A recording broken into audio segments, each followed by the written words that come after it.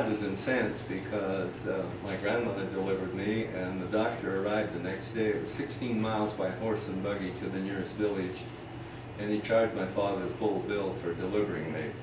So, anyway, we lived on the farm for about 4 years. I did for about 4 years. I had 3 additional brothers. They were all older than I. And the farm life, I have very good recollections of that life. Most people may not be able to recall those events prior to their 4th birthday, for example, but I can recall all kinds of them very, very vividly of that period of time.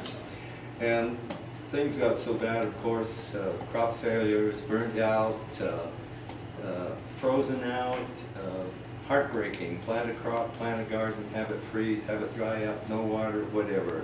It's all in my dad's journal, the circumstances. Selling an animal, for example, for $2 and this type of thing, the type of money that they got. My mother was a very versatile person, and you had to be in those days because otherwise you wouldn't survive. She had a huge garden.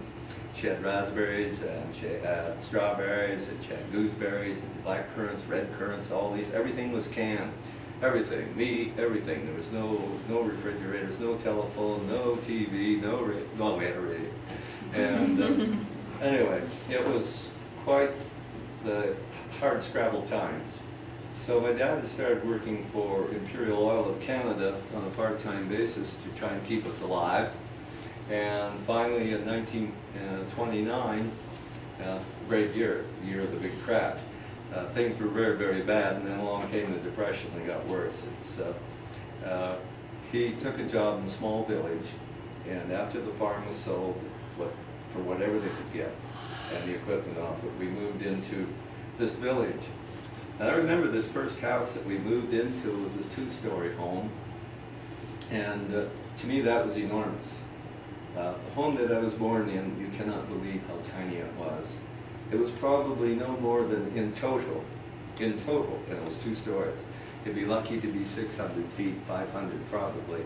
And we had in that home 5 boys, my mother and father, and we boarded the school teacher because the school quarter adjoined our homestead. My dad was secretary, janitor, whatever else of the school to get a little cash money. So here's this house we moved into, this huge home.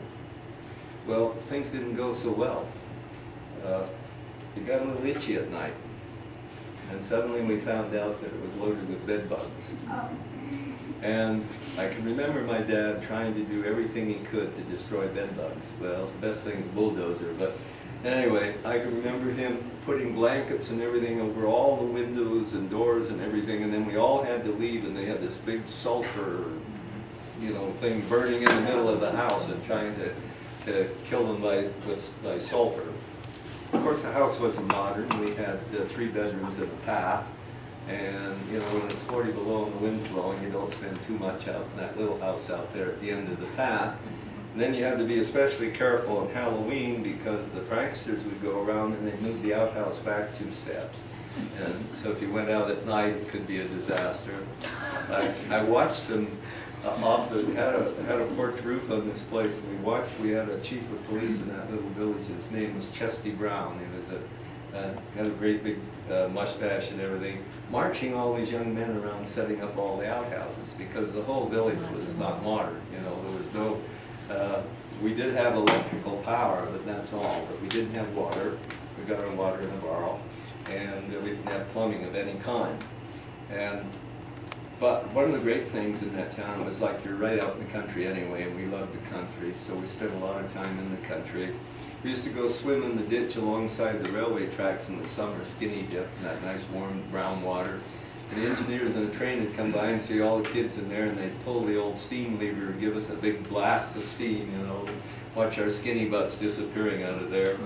And we had season tickets to the skating rink. And I went skating at every opportunity, but I could only skate till half time because it was time to go to bed then. And we also looked forward to that rare occasion when we could go to the matinee at the theater. I can't remember the name of it now, but this theater it wasn't talkies, it was silent.